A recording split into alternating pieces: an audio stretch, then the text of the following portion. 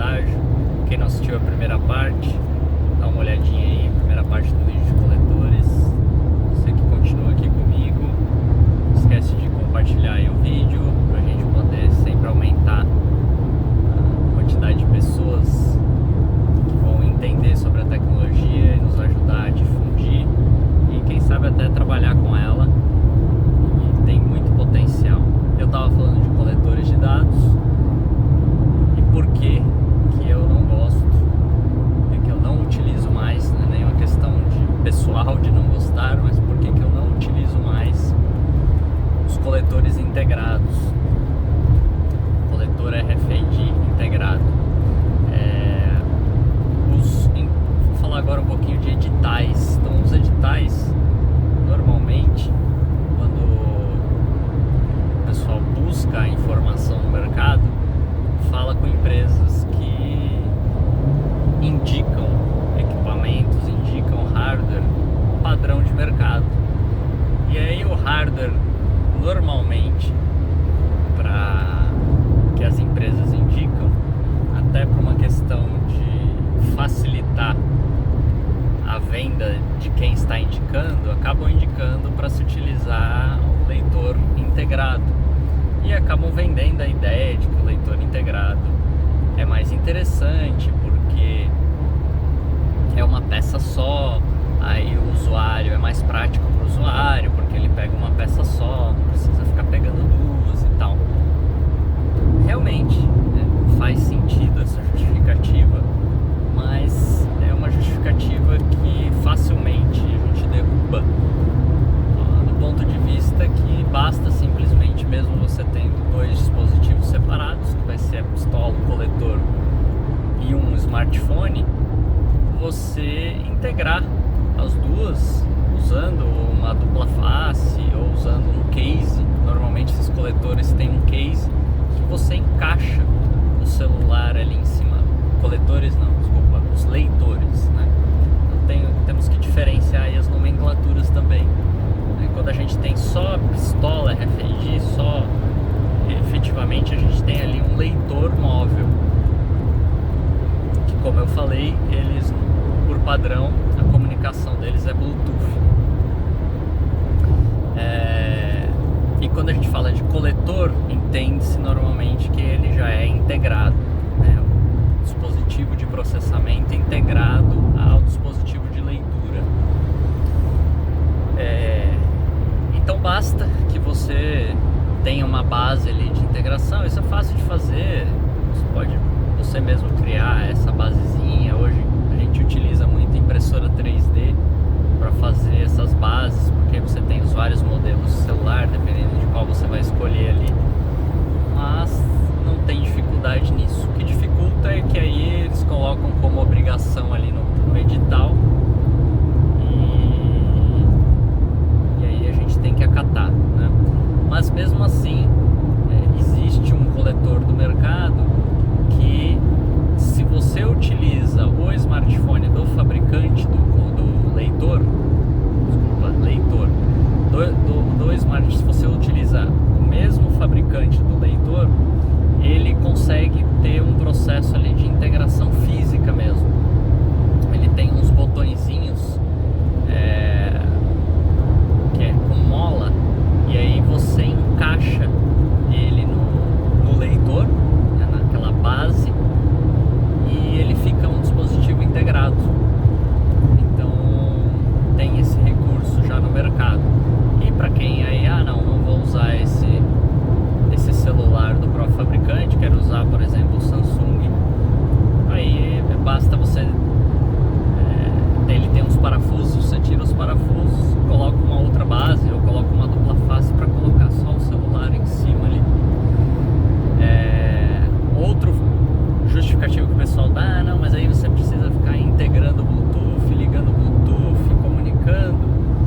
Também não vejo isso como justificativo, porque uma vez que você conectou o Bluetooth naquele celular, as próximas conexões são automáticas, né? Basta você ligar o dispositivo. Um fator para carregar, aí sim, né? Aí você tem que sempre manter os dois dispositivos carregados.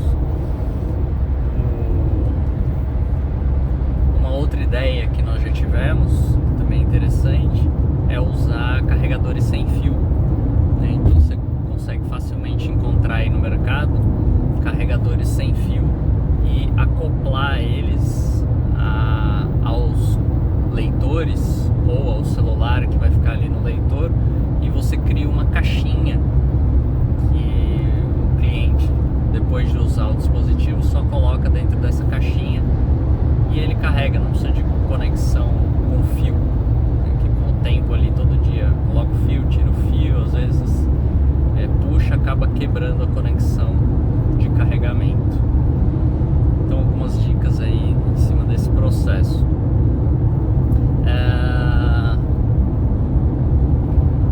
Outro fator então, que é primordial aí nesse processo é a questão do custo, né? Então normalmente os coletores, que são esses dispositivos que já vem integrado, eles não têm um volume, uma quantidade de vendas tão grande no mercado, até porque são dispositivos que toda vez tem que ficar sendo atualizados, e toda atualização de sistema operacional exige do fabricante que seja revisado o firmware do equipamento. O que é o firmware?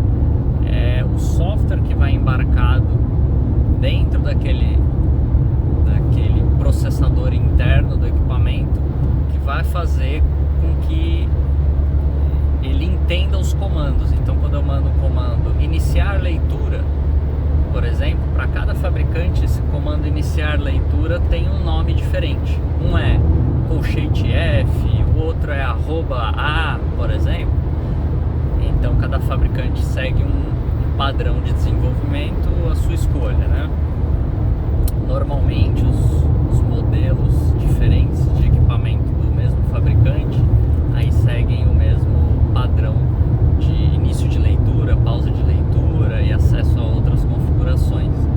Mas o fabricante, toda vez que sai um sistema operacional novo, ele tem que revisar todos os processos deles e eventualmente fazer uma atualização desse firmware. Então isso encarece esses coletores integrados, e também devido a não ter tanto volume de vendas, eles também são mais caros. Então realmente eu não vejo vantagem na utilização desse equipamento. Os leitores já, pelo contrário, você compra e independente do sistema operacional ele vai funcionar, porque segue o padrão Bluetooth, e o Bluetooth normalmente segue um protocolo padrão, que independente se é o Bluetooth versão 1, 2, 3, 4, 5, estamos na versão 5 agora, ele funciona as versões anteriores, porque é um protocolo de comunicação. Então o que acontece ficou obsoleto o meu equipamento, o meu smartphone, o meu celular ali que faz a leitura, você gasta lá 700 a R$1.000 e troca o seu dispositivo. Não precisa gastar os R$10.000 para trocar o seu coletor inteiro. E aí acaba que esses leitores sem o celular acoplado são mais baratos, porque aí eles têm um giro maior de venda, apesar de não parecer, né? Porque você fala assim, bom, mas aí esse cara vai comprar uma vez só. Sim, mas normalmente os processos, nós estamos ainda numa fase que eu diria que se 1% das empresas do mundo estão com RFID, acho que é muito ainda. Então tem muito ainda a crescer, isso não é uma preocupação, tem um mercado virgem aí pela frente. Então realmente vale muito mais a pena essa opção.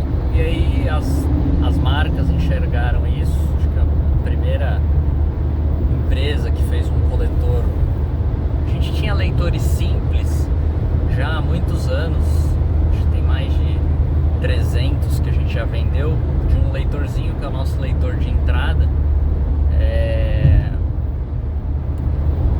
que é um leitor desse modelo, que ele é Bluetooth, mas a antena dele é bem pequenininha, então ele não tem um processador interno muito robusto. Então ele é um leitor muito bom, tanto que a gente já vendeu muitas unidades, a gente usa muito ele para a área de inventário de ativo fixo, que você não tem uma densidade muito grande de itens, então para isso ele tem uma resposta boa.